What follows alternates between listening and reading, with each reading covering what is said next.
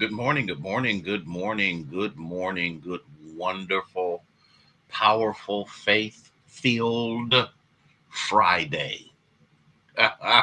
Faith filled Friday. We are again grateful and thankful to God for each and every one of you who are being a part of what God is doing in such a tremendously powerful way. And for that, we give him glory and praise and we magnify him. Because guess what? He's just that good. No matter what you're dealing with, no matter what you're going through, or even if you have now um, overcome, you got to remember who helped you to get there. And for that, we bless his holy and wonderful and powerful name because there's absolutely none like him. Absolutely not a nary of a none of the one. And so, Cora, good morning, and good morning to you. Thank you so much for being here on this day. We thank you one and all. Yep, time change was still for the rest of the week. We just wanted to kind of get in here. Thank you for sharing. I appreciate that, Laverne. How are you this morning? Thank you so much for tuning in and being a part of what God is doing. Carol, bless your heart. Congratulations to you. And our prayer is that God will continue to bless you and your future husband with many years of successful marriage. Veronica, bless your heart. Thank you for being here. Iris, how are you? How you be this morning? And so we are, excuse me, grateful and thankful for you, one and all. So come on in and let's see what the Lord has to say on a Friday. Let's see where is He doing what needs to be done on a Friday. Alexander, listen, listen, listen. God blessed us Tuesday, Wednesday, and Thursday.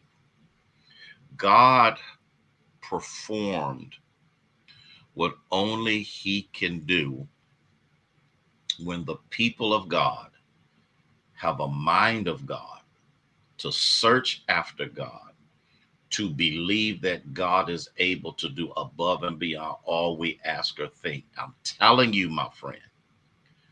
And I believe that next year will be so powerful. And so we're just grateful to God for that. Stephanie, how are you? Yeah, yeah, we praying for them, Cora. And I know why Sabrina ain't said nothing, so I'm done with that.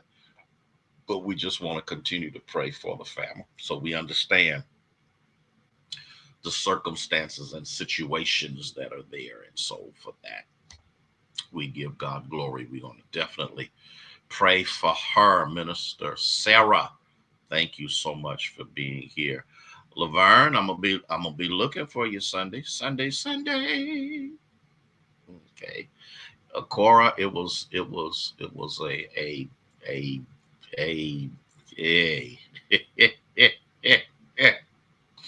a move of God that was just so uniquely unbelievable. And then to be a blessing to the woman who needed it was an amazing thing because the attitude was there when the first person's name was called, and how can you do something? Come to find out, God already knew what to do. You didn't hear what I said. He understood that the first name called already had transportation, and the second person shouted and danced all over the place because she was in need. And I'm gonna say this. Hey Nancy, I'm gonna say this. Many people don't understand that situation because many people have not been without transportation.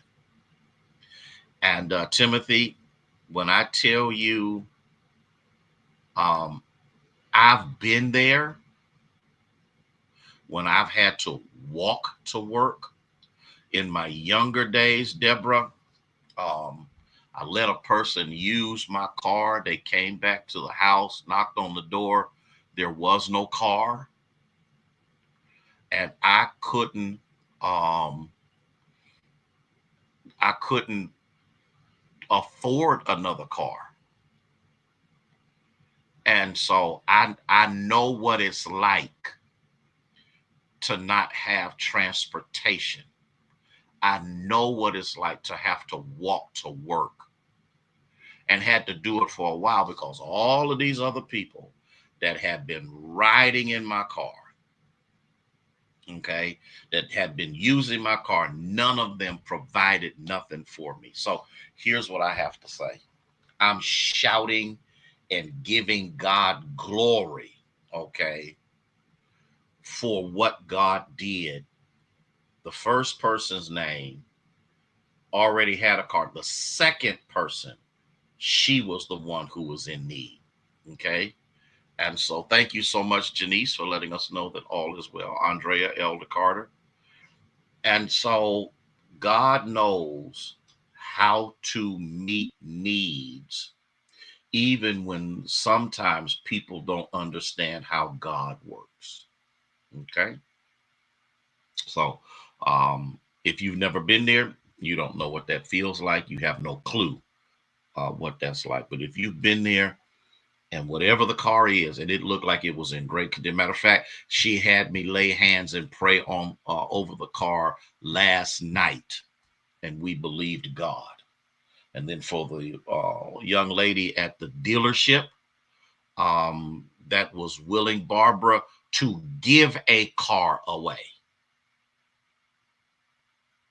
I needed to pause there for to give a car away because it was in her heart to do so.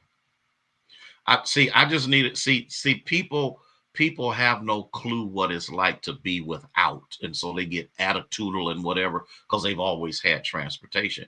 But if you've ever been there and God opens a door for you, man, please listen, listen, Dr. James, listen. Um, let's talk about this. Remember, we were in Matthew 14.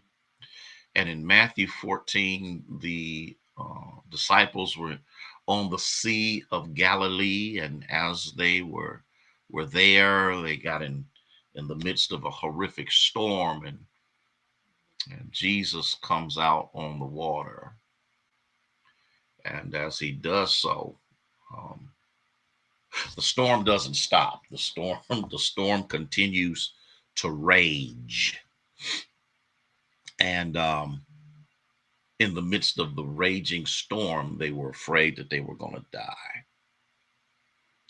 The boat was halfway in the middle of the sea, which means no matter which way they would have went, um, in their minds, they would have destroyed them. They would have all drowned. And Jesus comes out there to them in the midst of a very tumultuous situation. And so we know about Peter, we know about all of that. The thing that has to be understood, and I want you to hear this, I want you to hear this. If God has given instruction that they were to go to the other side, he had every intention of them getting to the other side, even with the obstacles in the way.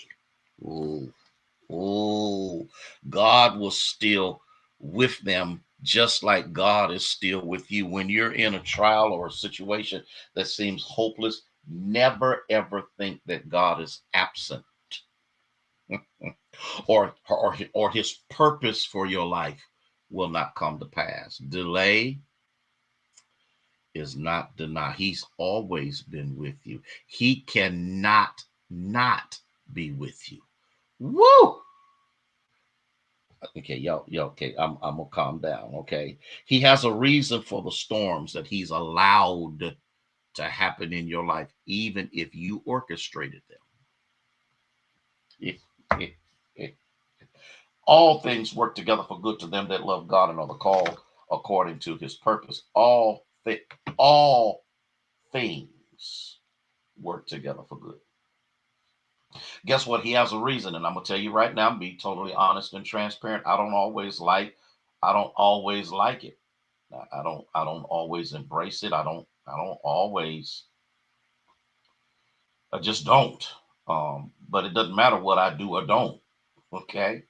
God is orchestrating something because these trials come into your life because He has a lesson for you to learn. He is equipping you in the midst of that storm, that when you get on the other side of it, God has something greater that He wants you to navigate that could not have been accomplished without the storm. He's in the middle of it all. The one difficult thing for us to deal with is we should never run from difficulties or ignore lessons to be learned.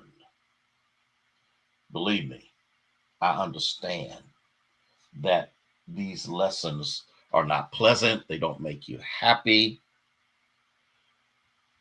But if you cooperate with God, He will show you how to turn your trials into triumph. Mm, mm, mm, mm, mm, mm, mm. I wish I. Matthew 5:3 says, "Blessed are they that mourn, for they shall be comforted." Those who are spiritually broken because of their experiences of trials and tribulations will be put back together better than before the brokenness showed up. Scripture reminds us that God is close. Can I talk to you about that for just a few more moments? Psalm 34 verse 18 says, "The Lord is near to the brokenhearted, mm, and saves those who are crushed in spirit." Now you gotta get what Psalm 34:18 is saying. There is no exempt card. There is not a moment. There's not a moment when God will allow some things to leave or not to hit in your life, because He is the consoler, He is the comforter.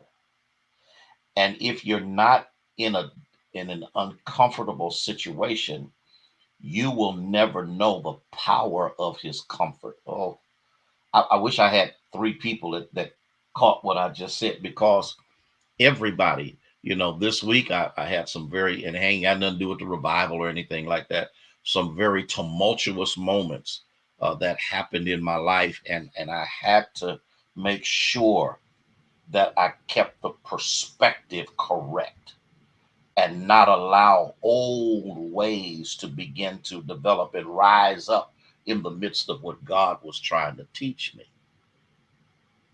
Because I don't care who you are, you will always live in a teachable moment. Ah, oh, I don't care how much theological training you have. I don't care anything about the degrees you have. I don't care anything about any of that. That is not, you need to understand that everybody will have to deal with that. Can I look at something else? Psalm 61, verse 3 teaches us that God gives those who mourn a garland instead of ashes, oil of gladness instead of mourning, and a mantle of praise instead of the spirit of fainting. Oh, so that they be called oaks of righteousness, the planting of the Lord, and He will be glorified. You got to get this. Hey, Denise, you got to get this. You got to get this. You are being developed for something greater. You are being transformed for something greater.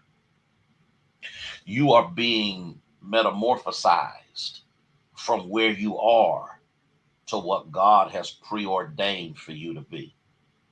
And in order for that process to happen, there has to be some level of pain. There has to be some issue. There has to be something that is beyond your capability, beyond your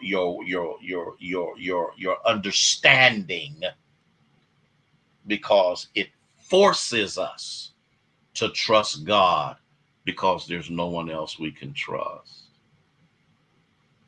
You got to remember that whenever furniture is being restored, ooh,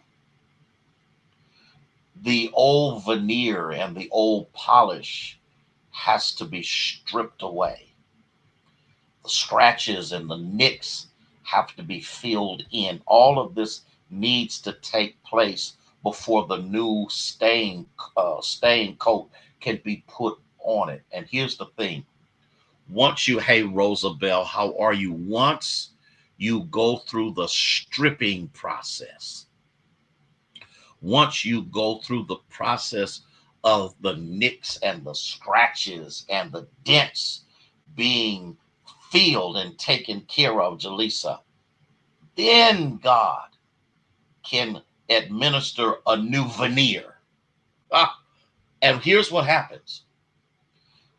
When you allow God to strip you, when you allow God to handle the dents and the scratches that come through life, when God puts that new coat on, when God puts that new veneer on, when God puts that new polish on, nobody will ever know that it was ever dented, that it was ever scratched, that it was ever marred, because when he gets done with you, you gonna look brand new.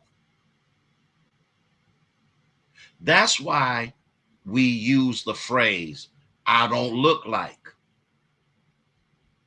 what I've been through. Because God remakes us, refurbishes us, restores us, and renews us. And that song says, when God gets through with me, I will come forth as pure gold. Listen, I love y'all so much with the love of Jesus, who is the Christ. I'm going to get back on probably in about a half hour or so, because don't you start running, Gelada.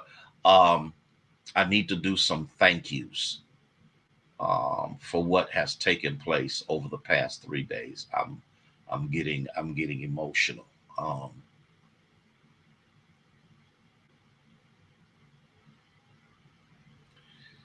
just to be a blessing to people, and I need to touch on just the fact that folk knocked on doors, prayed with people, led people to Christ. I'm going to get on Rosabelle probably around about noon, um, or maybe a quarter till. It'll be about a half hour from now is when I'm going to get back on. So I want to get that. I got a couple of things that I need to get done. Um, Bishop Paramore, Pastor Brown, and myself. Um, mm, we are overwhelmed at what God has done, and we're looking forward to next year. I cannot get out of my mind. I think Cora, you said her name was Kim, who was in second place, but received the first place blessing because the first place person had already been blessed. I gotta go. I gotta go. I gotta go. And then to be able to bless the McGuffey Center, we are also going to bless the Salvation Army. Lieutenant did a fabulous job, and I'm talking about stuff that I need to talk about later. But the point is, and listen to what I'm saying, because I'm going to say it again. Bishop, myself, or Pastor Brown did not take a dime. We've always done that. It will always be done that way, because we are blessed. We got to give back. Listen, I'll see y'all in about a half hour. Love y'all with the love of Jesus, who is the Christ. But God bless you and keep you is our prayer.